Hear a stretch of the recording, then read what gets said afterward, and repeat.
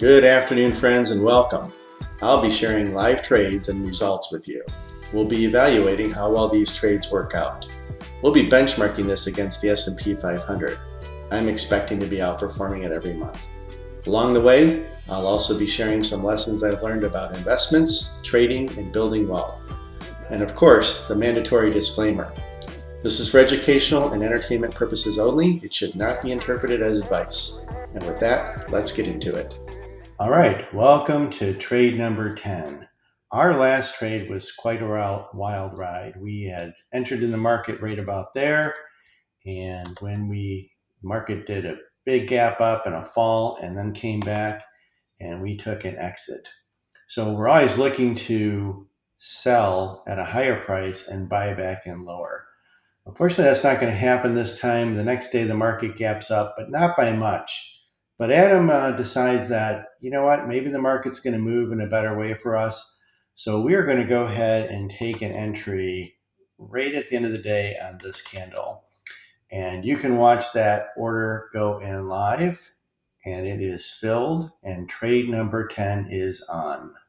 All right, what happens the next day? Well, the market gaps up. This trade is looking pretty good, but it does fall, and look how far it falls. We're starting to get very nervous here, but Adam is patient, and he is going to wait for the end of the day. And because of that big pullback, and because the market's not moving, and all the craziness that's happened in the prior week or two, Adam is going to only be in this trade for one day, and we've got a slight profit here. Adam says, let's take it, and we're going to go ahead and exit this order. So you can watch that exit go in live, and trade number 10 is over. Let's head over to our tracking sheet and see how we're doing. All right, that trade ended on April 9th. The S&P 500 was up a little bit, 519.32. The amount of difference between the last reading and today was 0.19% positive. That brings the year-to-date return for the buy and hold strategy 9.26. As a reminder, the highlighted green area here shows what are the highest readings that the market's achieved up to that point. So right now, the S&P is tracking to its highest rating. Unfortunately, we are not. On that trade, though, we did pick up a little bit of a gain, 0.29. So we actually outpaced the gain of the S&P on that particular trade, and that brings our year-to-date total to 7.35. So we're closing the ground. We are still behind. We don't like it. Our highest peak was back here at 744, but we are definitely still, I'd say, about 2% behind the S&P 500. I've tweaked our metrics down here a little bit. I decided to get rid of one and make one a little bit clearer, but the real things I wanted to focus on are what is important to me in this trading. So I do want to know the percent of winning trades, because for me, I prefer to win more trades than lose, and that's important. That gives me a metric on how well we're performing. And although some people are completely comfortable with having a few big winning trades and several smaller ones. So some people might think a 30% win rate, as long as they're profitable, is fine.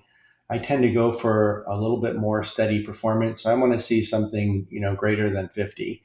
For the last 4 years, it's right around 70%. So that's what I'm expecting to see. The second metric is I clean this up a little bit. This is the beat the market factor, because the whole point I'm doing this is to outperform the S&P 500. If I can't do that, year over year, then I should buy and hold the S&P. So that's the goal, and like to be about 1.5 times the S&P. So if that means the S&P returns 10, I want to be at 15. So you can see we're still tracking behind. We're only about 80% of the S&P 500. That's not a good spot to be, but I sort of take my readings year over year, and right now we're close, so we're still in the game. But we'd like to see that get back to something greater than 1.5. Looking at our year-over-year charts, you can see sort of where we are. But bottom line for this particular set of trades, as of the 9th of April, the S&P 500 9.26. We're at 735. We're going to have to watch and see what happens on our next trade, but we do want to see this metric start to tick upwards and give us a positive trend. But we'll have to wait to see what happens on that next trade. That's it for today. How do you think we're doing? Please comment below and let me know how this compares to other investments you've seen. This is for entertainment and educational purposes only and should not be taken or interpreted as advice. Until next time.